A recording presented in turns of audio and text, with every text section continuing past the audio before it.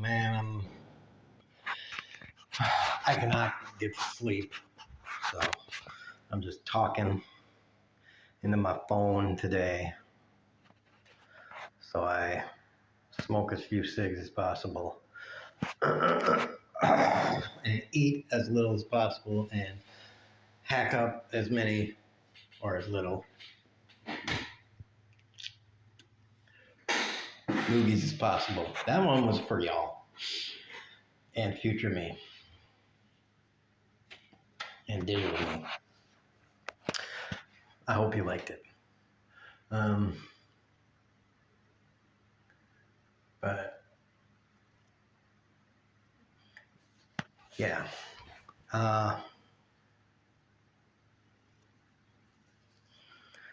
So I don't know. I wanted to say something. First of all, the tax situation. I still must say again, tax the rich. Tax high income earners. Progressive income tax is great. Need to increase it. The highest marginal tax rate, I think these days, is something like 40%. I think we can increase it.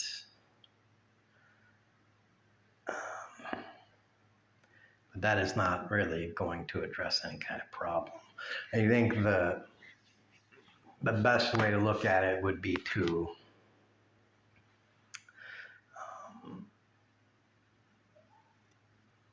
attack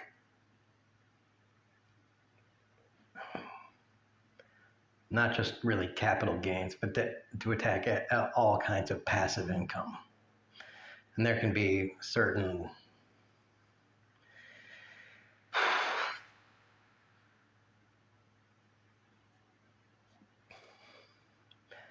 exceptions to those kinds of things.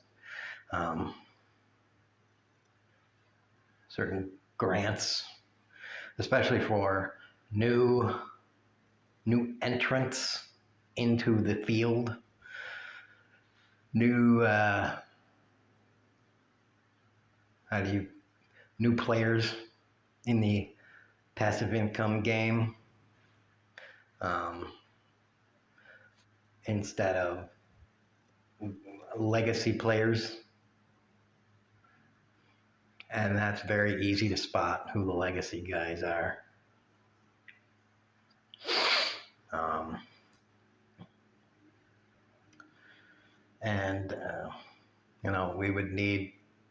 We would probably need more IRS agents.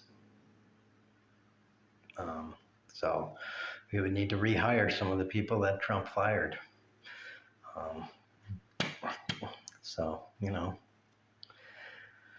This would mean, unfortunately for the people who are dicks, an increase in state and federal government. I have no problem with that. Some people don't like the idea of a larger government. I am a staunch proponent of government employees. Okay, and here's one reason I like that idea. Because as we move year and year, every year more and more into the future, a lot more jobs are going to be automated, and just more and more stuff is going to be done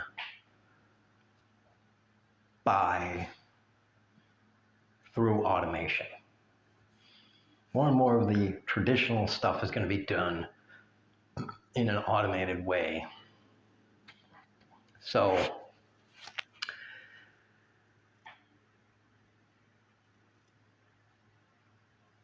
just create more government jobs. There's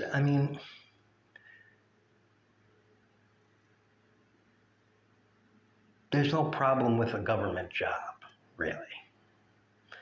Um,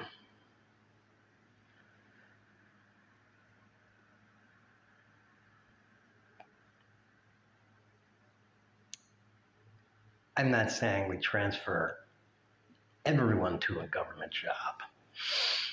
What I'm saying is the government jobs have to be proportional to the need of a said department.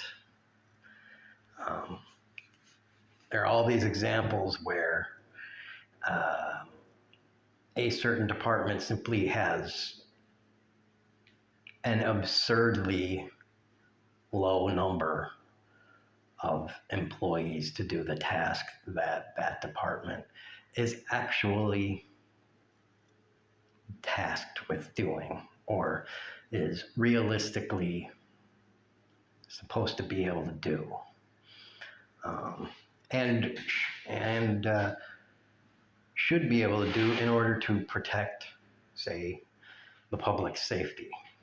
Um, so,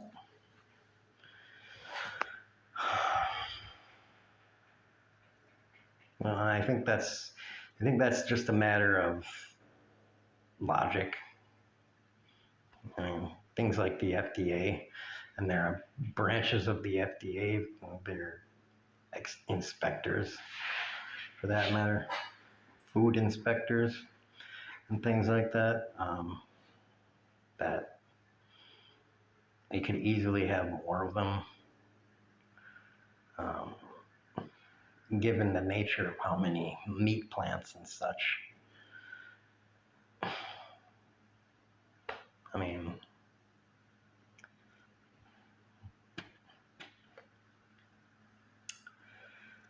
I mean, you just you're gonna have to deal with that kind of principle that there need to be more of these kind of they don't seem to have any problem with expanding um, police, military, those kind of enforcement agencies. Yet when you are enforcing health and safety regulations for employees, or the health regulations on food that everyone in the country eats, more or less, except people that are like, "Ooh, I'm going to buy all my food from, you know, I don't know, Whole Foods," except not Whole Foods, the stores that are 2 notches above Whole Foods. And if you want to get an apple or a thing of broccoli, it's going to be $1,400.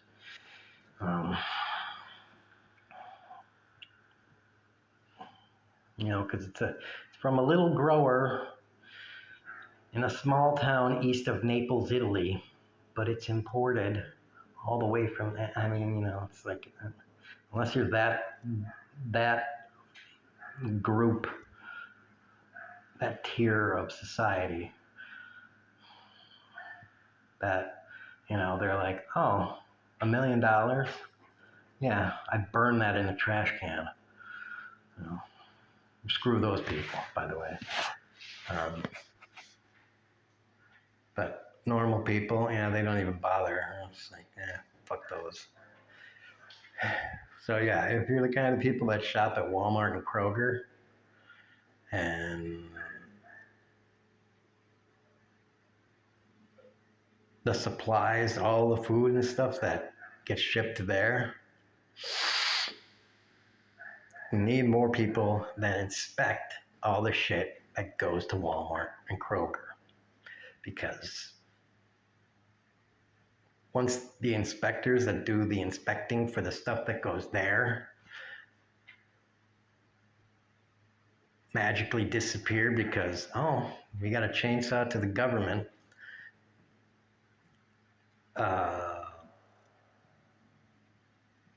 guess what? Look to the left and look to the right. One of the three of you is dying. So, yeah, there's that.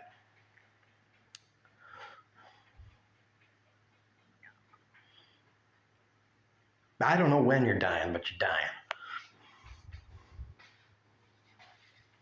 Because you ain't gonna be able to get to the hospital on time because oh,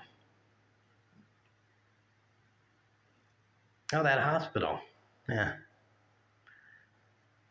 There used to be 4 of them right around you. Now there's 1. Actually, there's 2, but one of them takes your insurance. The other one, it doesn't take your insurance. It takes insurance. It just doesn't take your insurance. So if you do manage to get shuttled there, they'll be like, yeah, you gotta go to General Hospital.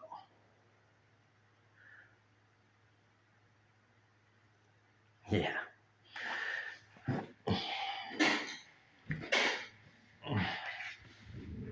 You gotta go to MedGen, not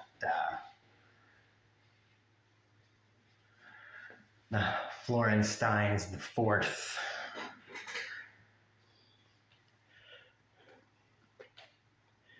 And MedGen looks messed up. Whereas that other hospital looks damn shiny. It looks all brand spanking new and great.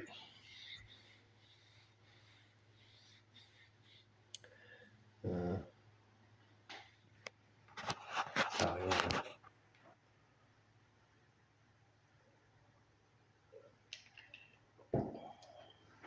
But I don't know. So yeah, on taxes. I try to tell people this. I have tried to tell people this. I don't know why so many people, one, they don't know this, and 2, I tell them to look it up, and they either don't look it up, or when they look it up, they don't believe it. But in like the 1950s, 1960s, and the early 70s, the early and mid 70s, yeah, the highest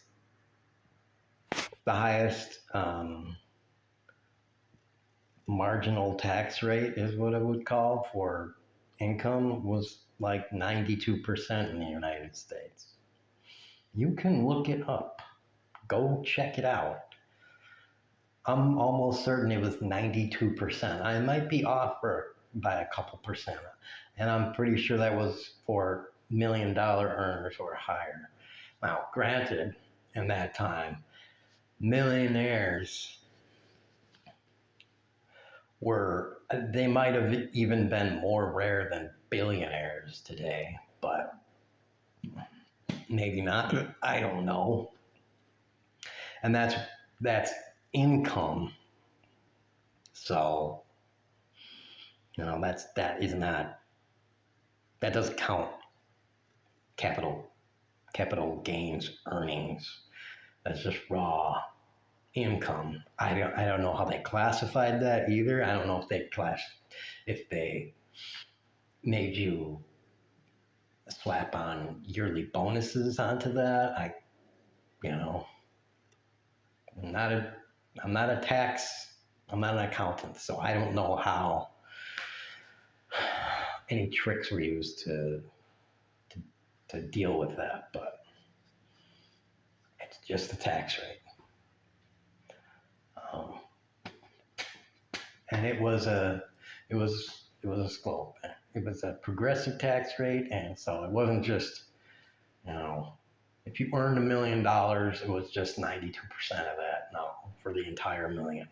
It worked the same way. And a lot of people in America just don't understand the tax system at all. They're like, oh, taxing 40%. You want to raise tax to 40%. I only make $30,000. That means you're going to take 40%. That is not the way it works. Learn about, before you get drawn in to any kind of argument about your taxes, dive into what it means entirely. Because when I earn minimum wage, which is what I earn, which is what I earned my entire life when I was working, I paid for taxes outside of, I don't know what the lines are, but it's Social Security and like FICA and whatever the fuck. Outside of those three line taxes, which are the non-refundable ones, I paid zero, state and federal. All you gotta do is do the taxes, just use the standard deductible, and boom, it's a 5-minute process. You don't have to hire someone to do them. That's a fool's game. You just do it. It's a 1040 easy. It's very simple math. If you can't do simple arithmetic, it's called a calculator. All right? You can push buttons. You can do your math. You can do your taxes.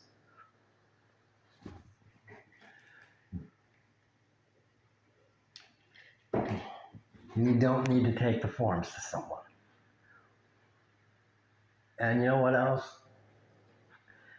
Do yourself a favor and don't take the forms to someone. You'll learn something. Because once you grab the packet, look through it. You will educate yourself a little by looking through the packet and seeing how the tax lines work. Just do yourself that favor instead of being lazy and just being like, here's my blah, do it for me. No. Look at it. See how things work. And then once you have that information, you'll be able to be like, oh my God, I am getting screwed. Not by you're getting screwed, but you're getting screwed because assholes at the fucking 150,000, 200, 250,000, whatever, they're actually getting to keep a shitload of money. And you would think that they're not. But the big part about this is that these people earn, and I use the word earn lightly, but whatever. When you bring in something like,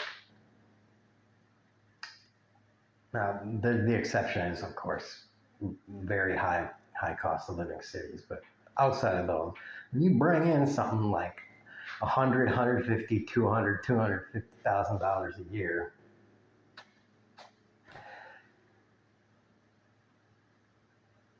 all you really have to do is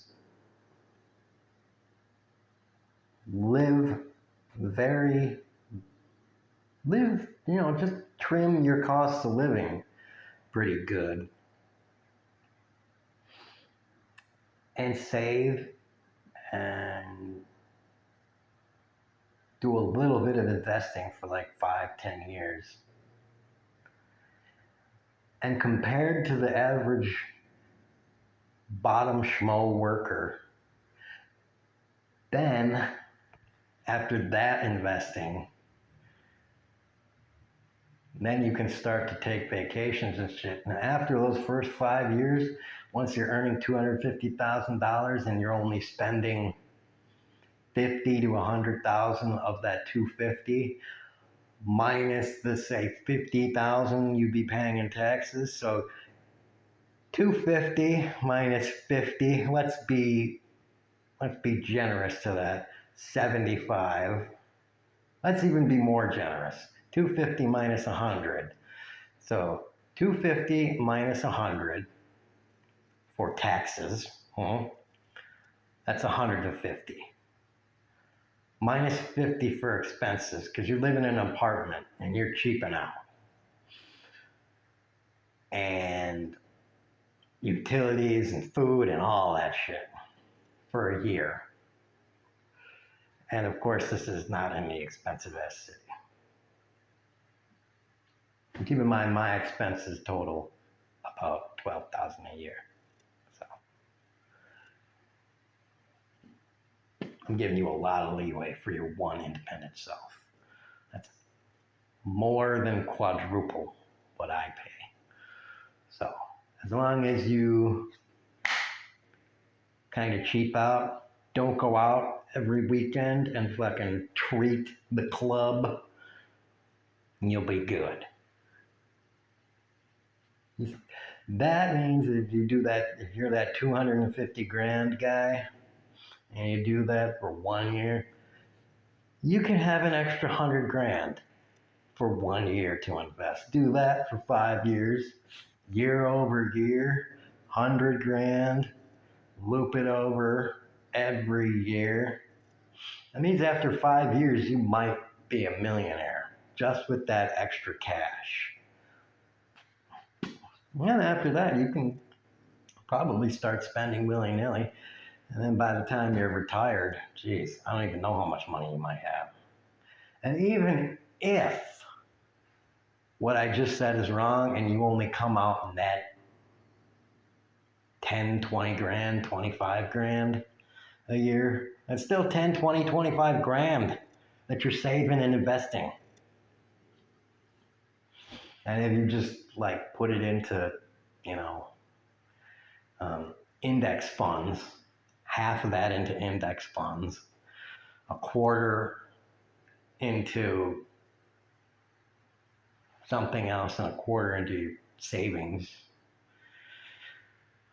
I mean,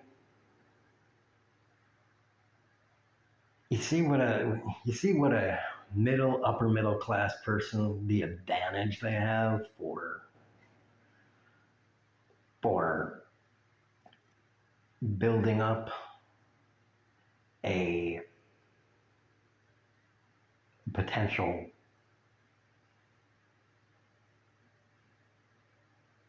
not even a nest egg, but just a wealth stream and a passive income wealth stream. Anyways, that's just that. And that's not even a landed gentry legacy wealth person that has someone that like Bill Gates's kids. And he says he's not going to pass on his wealth to his kids. It's just kind of admirable.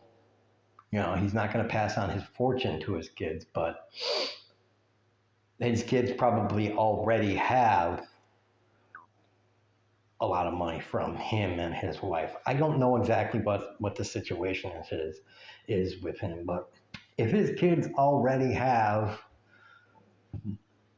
10, 20, $50 million trust funds that are just sitting there accumulating interest, and they all have access to living accounts, then by the time Bill and his wife die and his kid can access the trust funds, I mean, what does that "I'm not going to pass on my assets to my kids" argument even matter in real terms compared to the rest of us? I mean, yeah,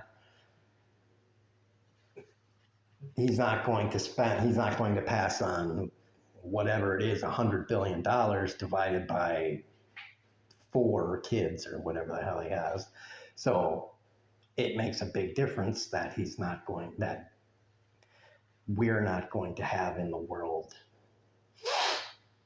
4 kids with $25 billion that are going to romp around the world doing some fucked up shit, or just sitting there now accumulating that money. And that money might go to an entire slew of charities or something like that. So that might be nice. But his kids are going to be, if my previous statements are in fact the truth, it doesn't mean his kids are going to be like poor and they got to like figure out how to fucking handle life and shit. Like they're going to be me, you know. I'm depending on government assistance, or like I said, they got to get a job and take care of themselves, or they got to hope that America doesn't descend into chaos and a totally collapsed economy and all this stuff. So yeah, and I'm betting it's that kind of scenario, because I doubt any parent would. I mean, if I was Bill Gates, I might not leave my kid or kids with billions of dollars, but I wouldn't leave my kid broke. I mean, that would be cruel. It would be cruel to be a parent with billions and billions of dollars and just be like, yeah, you're going to be broke unless you prepare. That would be like the most dickish dick move ever. I made billions of dollars and I ain't giving shit to you.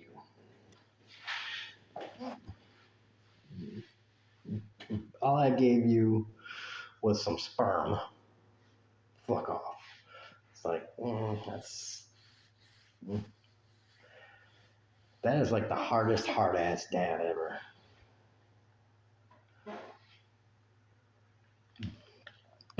And personally, I would not do that.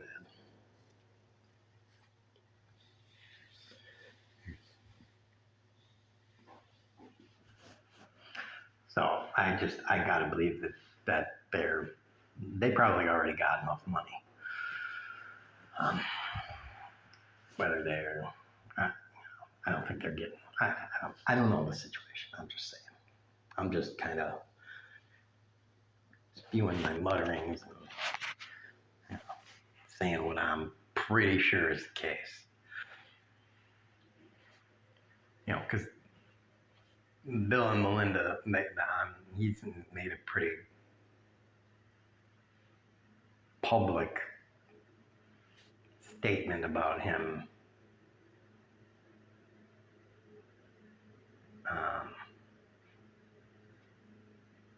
giving away, of him not passing on the lion's share of the money that he has. So.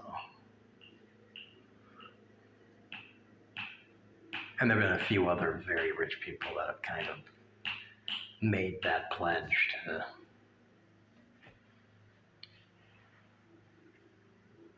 do something very charitable with their money too. So yeah, whatever. We'll see how that plays out.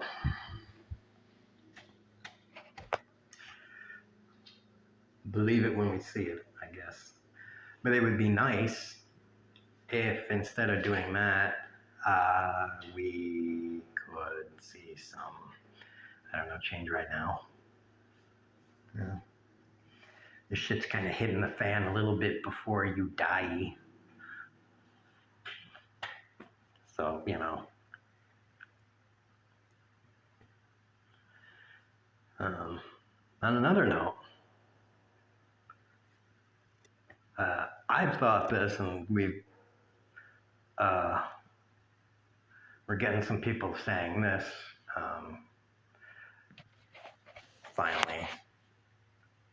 Manufacturing isn't coming back to the US, and the proposition, the idea, the statement that we should bring back manufacturing to the United States. And the concept of bringing back manufacturing to the United States is ludicrous, insane, and idiotic. Because, well, first of all, what are you going to do? Are you going to shut down sweatshops overseas to bring back sweatshops here?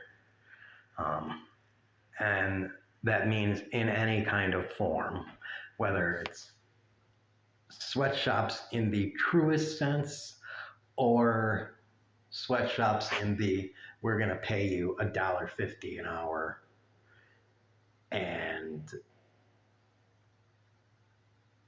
that's all we're going to pay you because we're paying them $1.50 an hour. So it's either we pay them $1.50 an hour or we pay you $1.50 an hour. Like that's all we're going to do. That's all we can offer. That's the best we can do.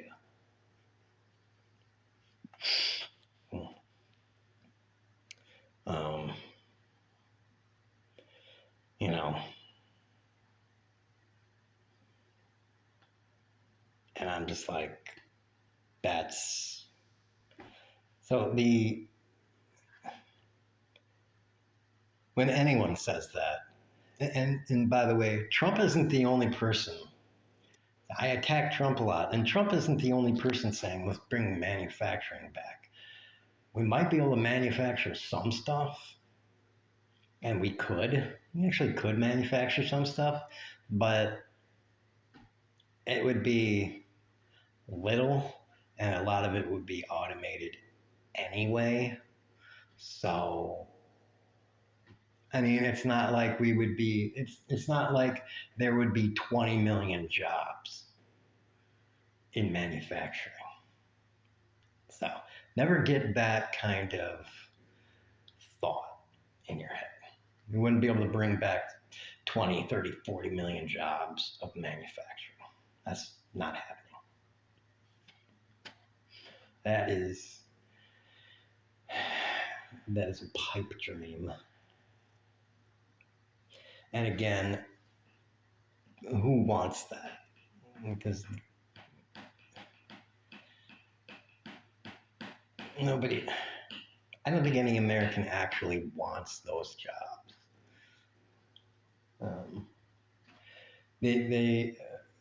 The people that cheer on that kind of speech wants the idea of those jobs, but they don't want to actually do those jobs. And that is a common thread. You want the idea of all this stuff, but they don't want to be confronted with the reality of a lot of this stuff.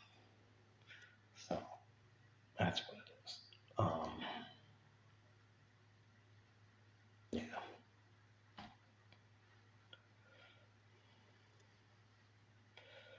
And the only real thing we can do and create in the country right now is housing, which is needed. Both, I see it here, both renovating housing and just renovating housing, creating new housing, and seriously, I see this here a lot in Trinity. Straight up bulldozing old houses and just building a new house where that old one was. That is totally an option that people need to get behind. Because some places are just fucked up.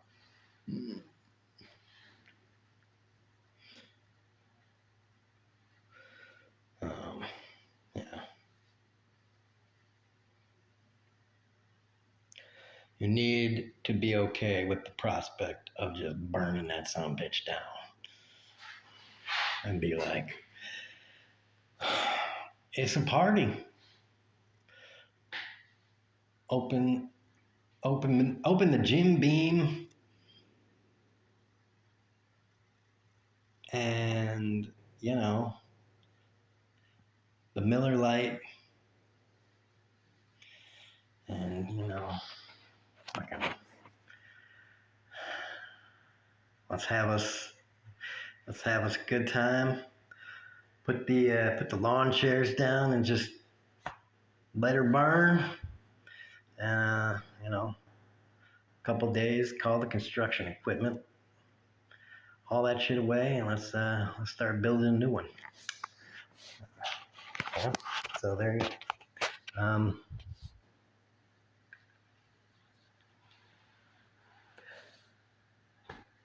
Cheers to the old place. So that's one thing you gotta do. And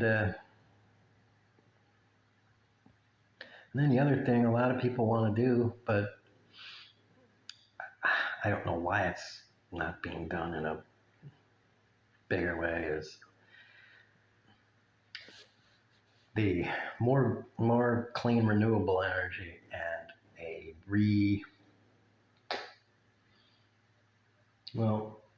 refurbishing and redevelopment of the electricity grid. Again, I see it around here. Some of these electric poles, I swear, I don't know what it is, but they got to be in the range of 50 to 100 years old. I don't know how old they are, but the poles are both old and they are like Leaning Tower of Pisa style. It's like, damn, there is about to be a catastrophe. And I gotta tell you, this cannot be the only town in America that is like that. So, this shit's gotta be,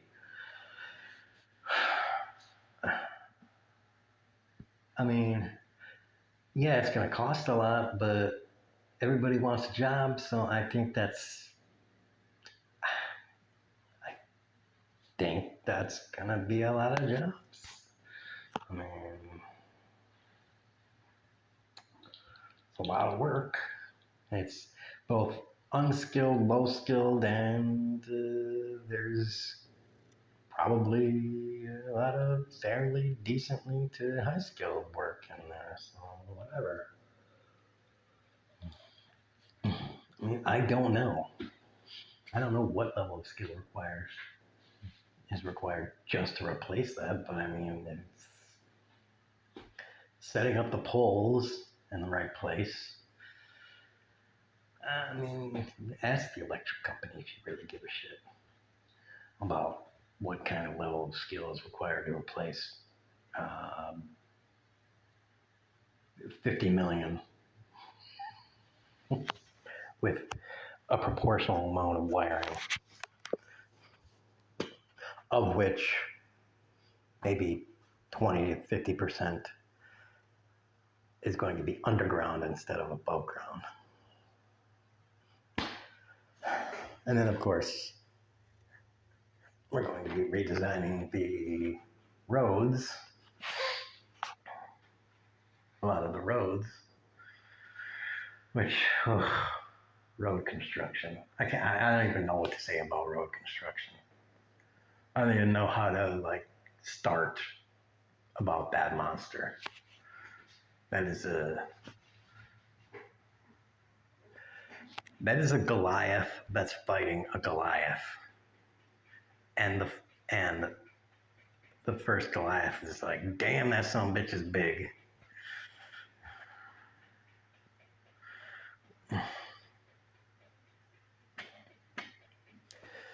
Because, other countries in Europe are like, yeah, road construction is a problem. And we're like, dude, you don't even know.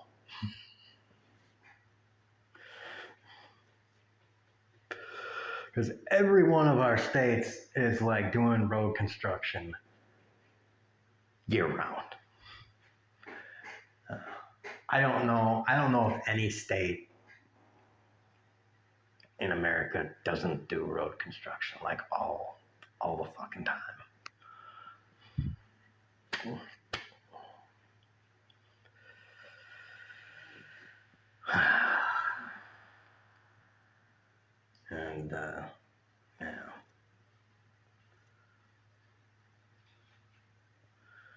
I know. Oh, it's bad.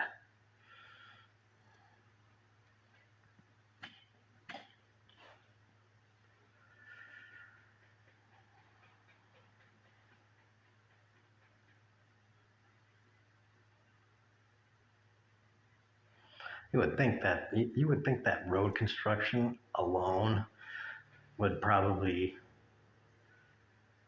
just road construction alone would be like, that's 20 million jobs. I would think, the way I've driven across the country, and I'd be like, yeah, that's 20 million jobs. I mean, it's got to be.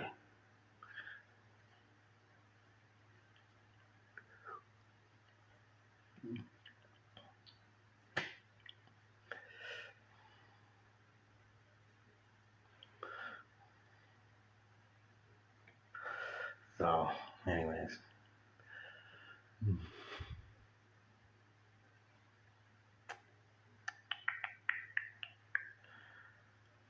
Oh, I keep watching Enemy from Within channel, and he is talking about um, uh, the supply chain and how, especially lately, the just the dock worker, like maybe they're being laid off, the workers, and just shortage of supplies and stuff in LA especially, and the Gavin Newsom was talking about that the other day. So LA port and the other port was what Newsom was talking about. So yeah, that's that. And but yeah, the Enemy from Within guy, he's a trucker, and so he was talking about his estimation, as far as he predicts, is that about the end of May is when all of the backstock that's in the ports is pretty much going to be done being shipped out to the regional supply centers. And then those regional supply centers will have, as far as I understand it, maybe however long they have. I am thinking, I just have it in my head, I'm going to wait until the 4th of July to watch Independence Day, because I'm just in my head like, I think Independence Day is going to be Independence Day. And I'm just like, Trump is going to make a big show for Independence Day. And as long as some of the timelines that some people are giving is a little, if they are just a little bit correct, a little bit percentage wise,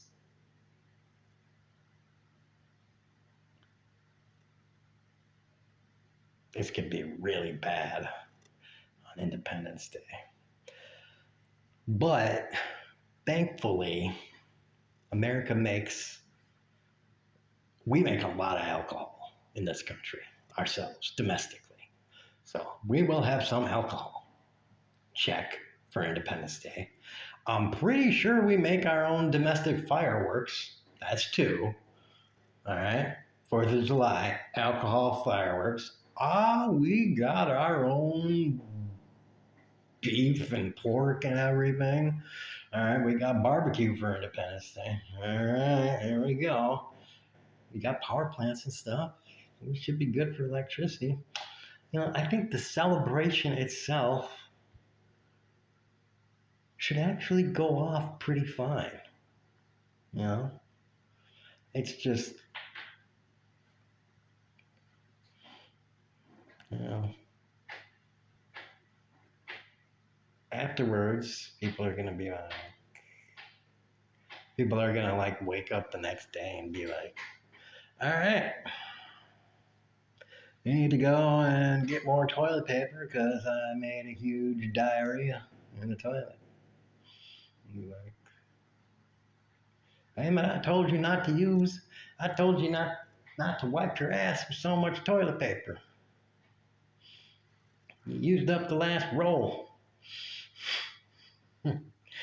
Go and try to get toilet paper and they'll get to their local store and they'll realize everybody panic bought. That's the other thing I saw when COVID started. I was in Arkansas at the time, and I swear,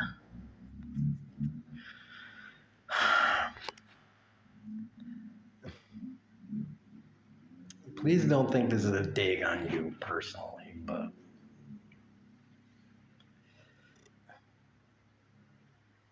I swear you guys in the South panic buy ridiculously. You have these huge this huge flex and I am the bravest and don't mess with me and blah blah blah. But as soon as it looks like some shit is hitting the fan, you run and you start grabbing whatever you can and stuff, and it's just like I just got there and I'm like, you don't even have like pinto beans and stuff. You don't even have like the shittiest vegetables ever. And I was just like, whatever, I got food. I don't even care. I even got enough toilet paper for like a month and stuff. I just look at it and like the shelves are bare and I'm like, whatever. And it's hilarious because I come back like in a week and a half and there's stuff there again.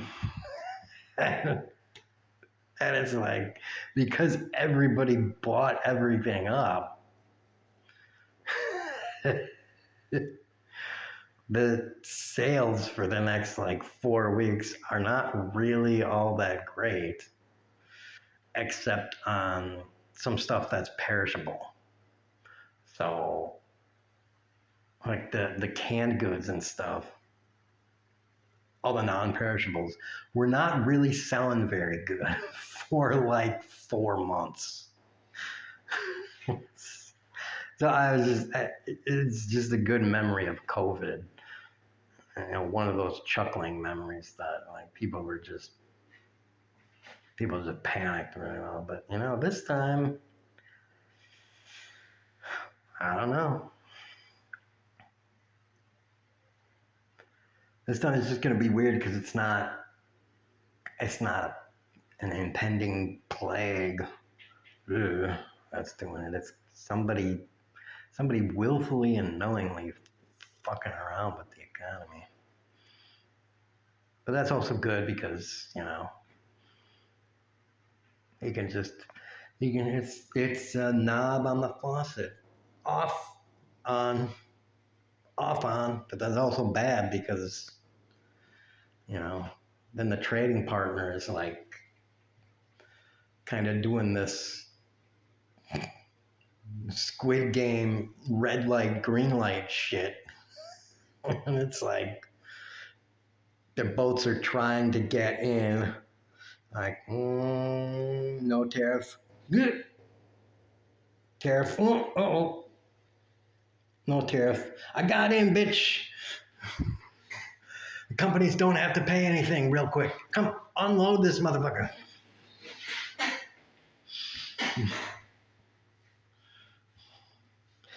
We got 48 hours to unload the entire tanker. There's 32,000 containers. Quick, get it done. Get this motherfucking poppin'. Trump's at Mar-a-Lago golfing. Quick. Don't worry, we got an agent there. Really? it's going to be more than 48 hours. How do you know? He's got a bat. What does that mean? It's going to be 49 hours at a minimum. Pink, pink. Yeah. So, anyways. It's about an hour. Oops. I've just been blabbing. All right. Well, that's that long bit of shit I talked about. I really hope nobody watched this, because if you did, if you saw that, if anybody saw this and was like 50 minutes, this must be good, you are insane.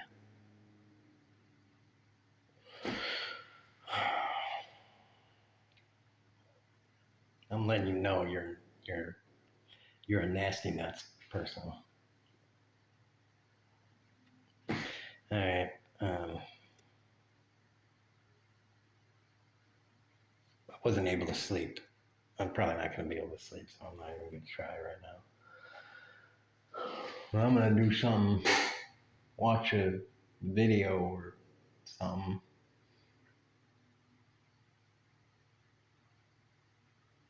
Maybe make a pot pie.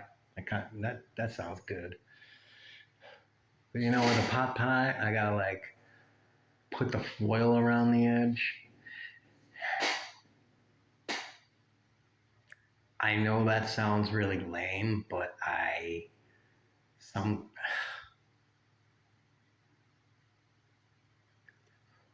why does it make me sound like such a lazy asshole that step makes me not want to fucking make a pot pie? Just putting foil around the edge of it makes me go, yeah, I don't really want to make a pot pie now. It's like,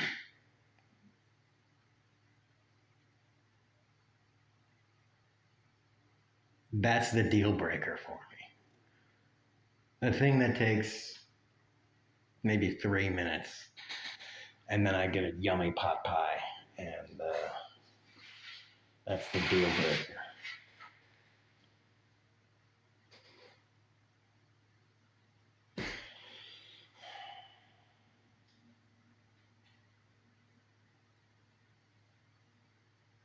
I hate cooking. I hate it. I hate cooking. I hate making food at all. I swear to God, in every respect, I swear, somewhere along the way of becoming born, someone fucked up. And I was supposed to be born to a rich family, like a really rich family. And someone made a clerical error, and like they just fucked up.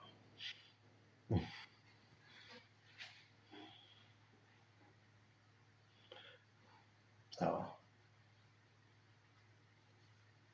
or I was supposed to be born on another planet where you don't really need to eat anything. All you need to do is drink water, like a Namek, and like they're fine. One of the two, you know. Instead, I'm fucking here, right here with y'all.